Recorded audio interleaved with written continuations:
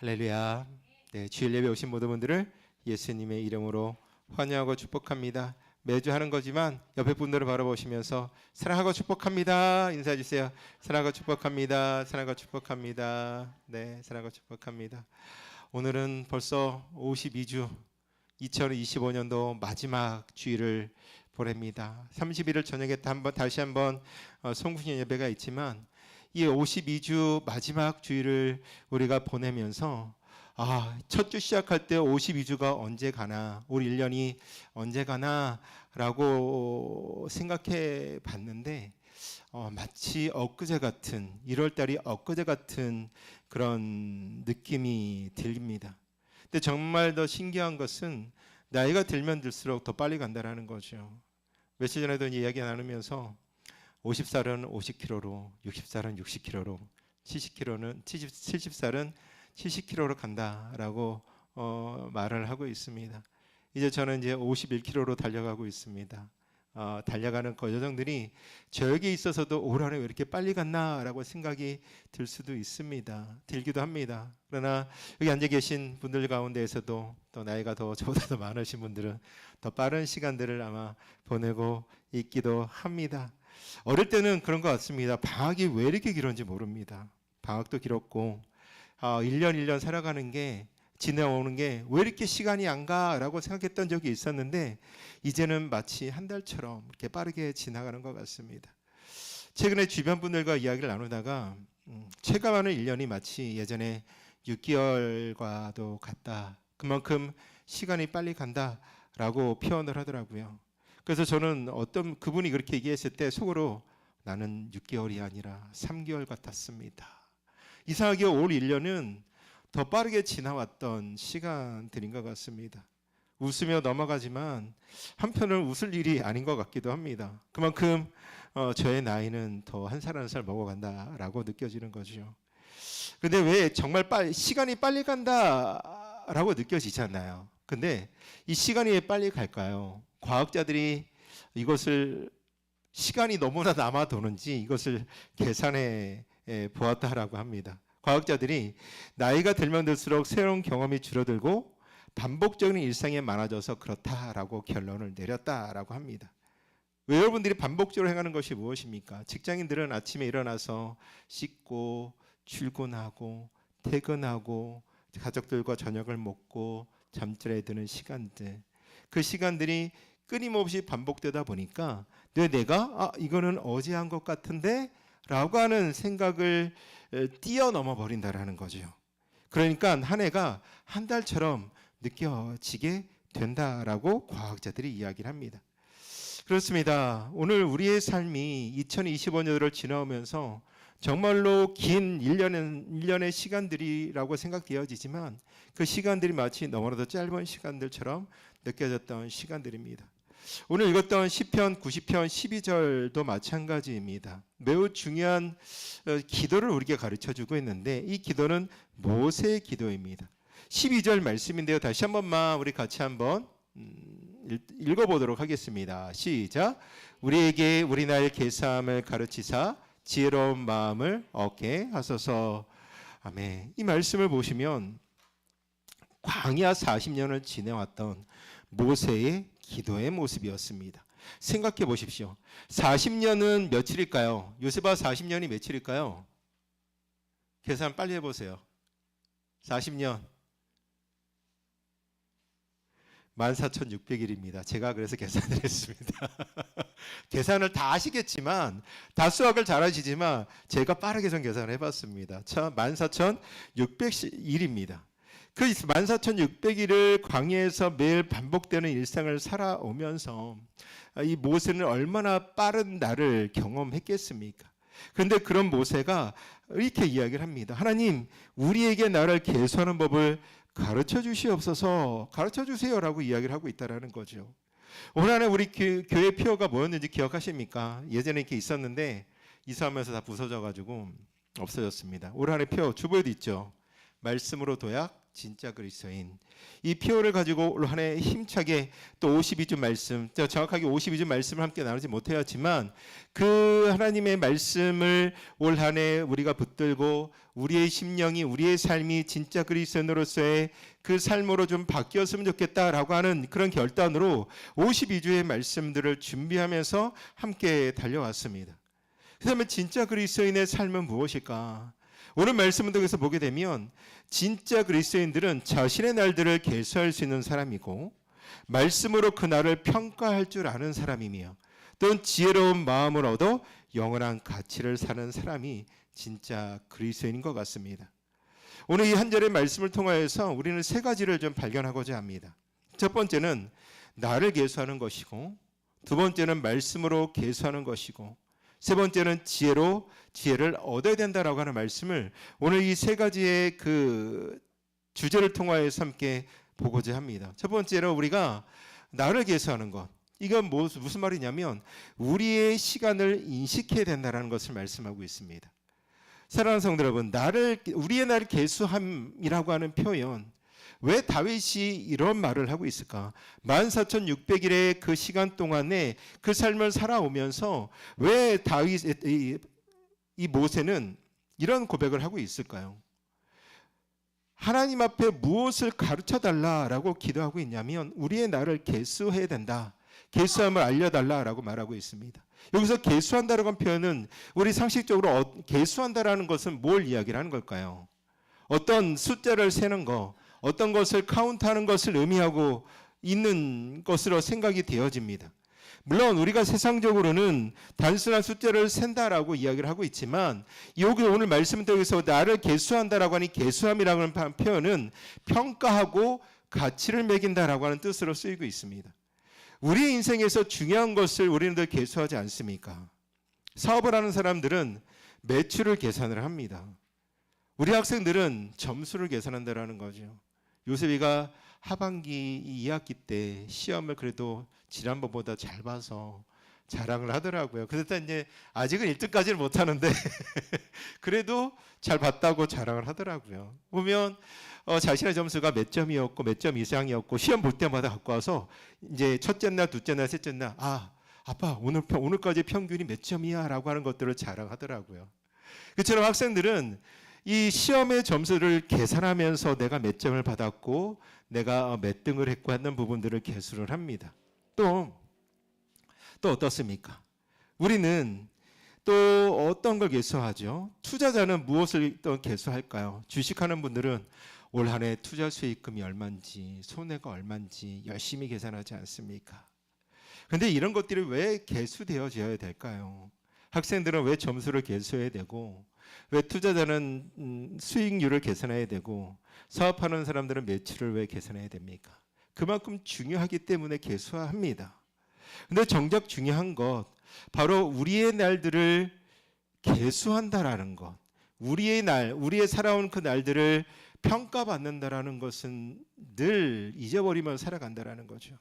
올 한해 2025년도 1월 1일부터 12월 오늘 28일까지 그 앞에 지나왔던 시간들을 여러분들이 돌아보면서 나는 올 한해 나는 어떻게 살아왔나라고 평가를 해보면 여러분들은 점수를 몇 점을 줄 수 있으십니까?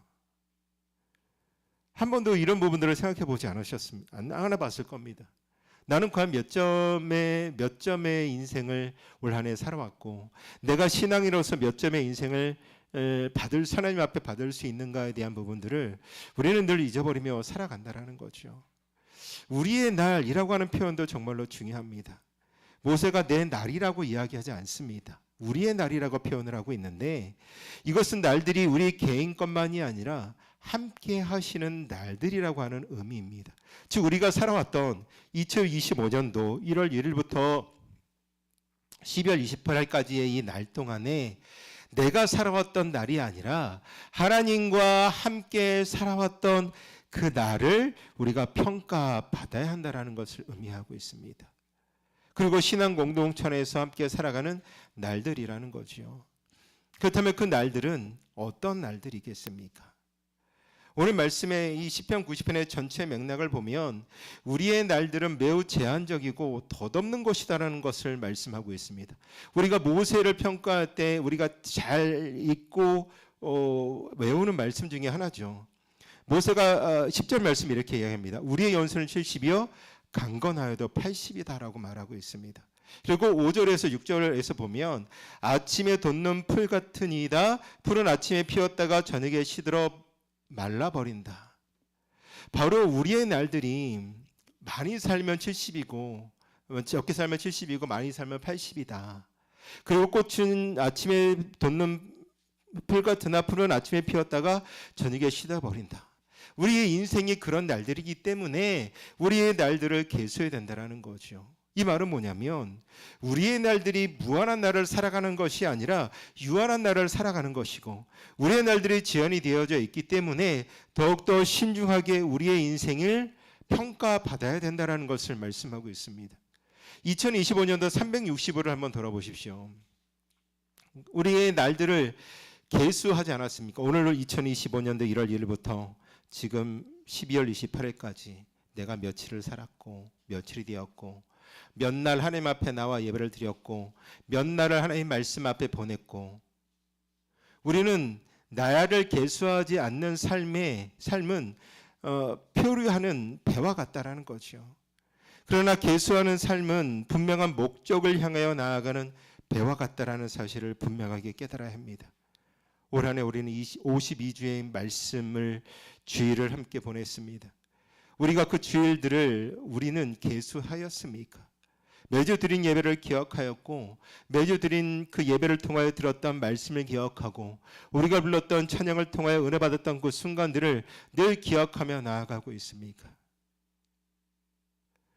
과연 우리가 하나님이 주신 그 은혜를 평가했습니까? 그 날들을 계수한다라는 것은 지나간 날들을 평가하고 그 의미를 발견하고 그 가치를 우리가 깨닫는 것입니다.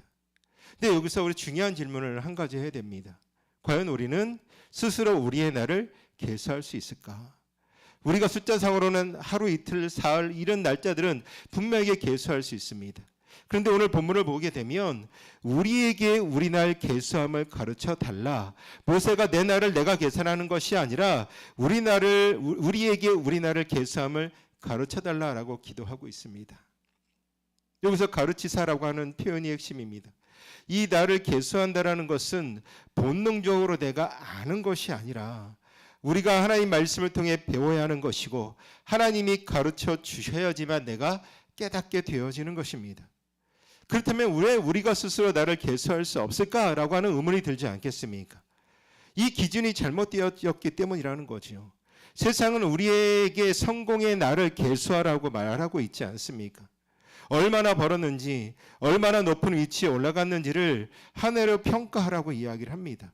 회사에서는 연말이 되어지면 올 한 해 너희들이 수익률이 얼만큼 되어졌고 너희들이 올 한 해 행했던 것들을 통하여서 너희 성과가 몇 프로 올라갔고 하는 부분들을 한 해 평가를 하고 내년 연봉을 책정하기도 한다라는 거죠. 세상은 얼마나 이처럼 그런 모든 것들, 세상의 즐거움들, 눈에 보이는 것들을 계수하라고 가르치고 있습니다. 그런데 이 날들을 이런 기준으로 나를 계수하면 우리의 인생이 헛되지 않겠습니까? 시편 127편 1절에 경고하는 것처럼 여호와께서 집을 세우지 아니하면 세우는 자의 수고가 헛되다라고 말씀하고 있습니다. 즉 하나님 없이 우리가 우리의 날을 계수한다라는 것은 결코 헛된 삶을 살아가는 것과도 같다라는 말입니다. 그래서 모세는 우리에게 가르쳐 달라라고 기도하고 있습니다.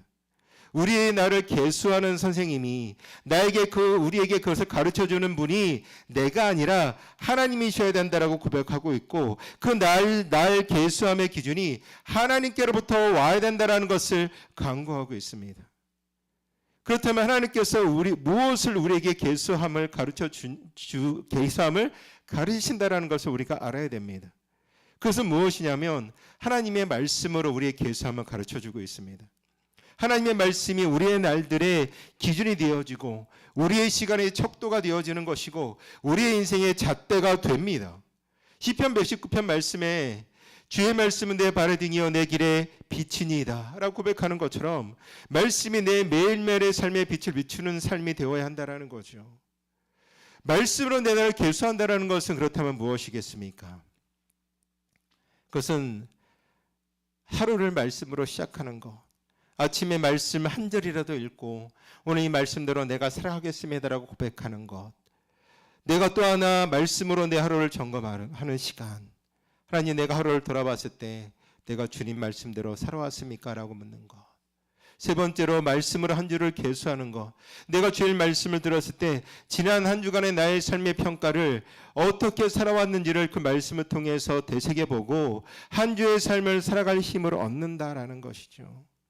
네 번째로 말씀으로 한 해를 계수하는 것입니다. 오늘처럼 내 한 해의 삶을 돌아봤을 때 말씀으로 나를 계수함, 말씀으로 나를 평가받았을 때 나는 과연 어떻게 살았는지 그 말씀으로 비추어 보는 것입니다.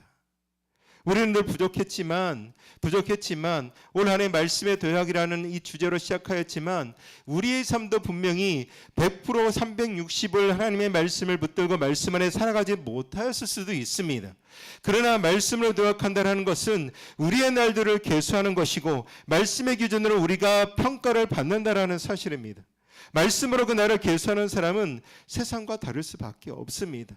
세상에 살아가지만 세상에 속해 있지만 세상의 그 기준으로 살아가는 것이 아니라 세상의 성공으로 말하는 것이 아니라 세상의 성공으로는 우리가 말씀 앞에 우리가 실패였을지라도 세상의 손해라고 말하는 것이 말씀 앞에는 유익이 되어질 수 있다는 사실을 우리는 깨닫는 것입니다.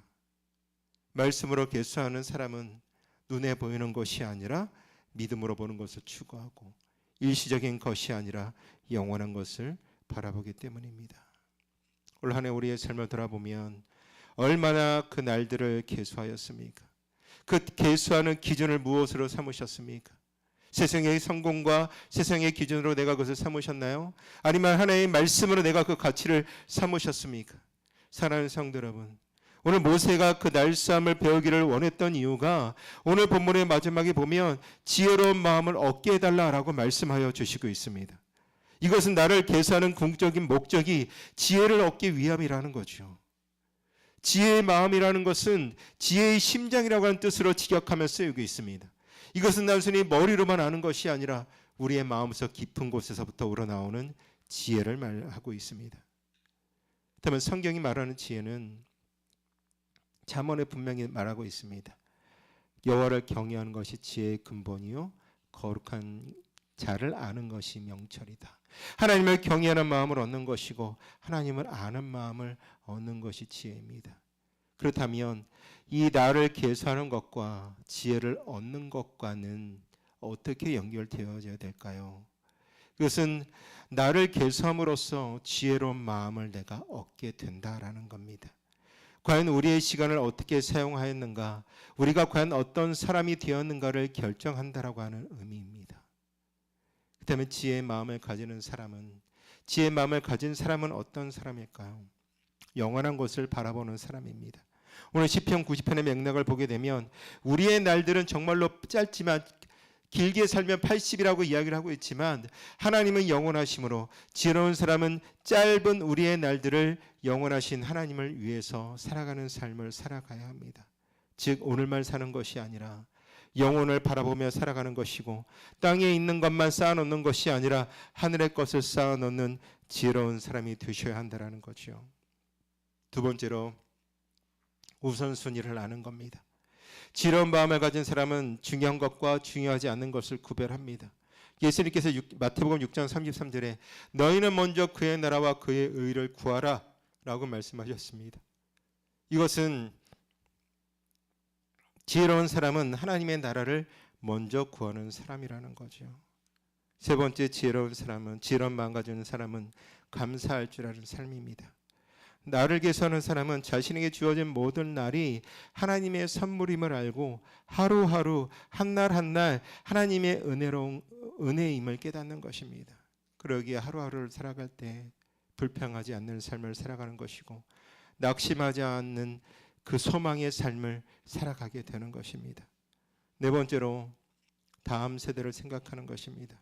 시편 90편 16절에 주의 영광을 그들의 자손에게 나타나 있어서라고 말하는 것처럼 지혜로운 사람은 신앙의 유산을 후손에게 물려줄 줄 아는 사람이라는 겁니다. 올 한 해 우리는 지혜로운 마음을 얻으셨습니까? 365일을 보내오시면서 그날을 계수하며 살아왔다면 분명 작년보다 우리는 더욱더 지혜로운 것을 얻었을 겁니다.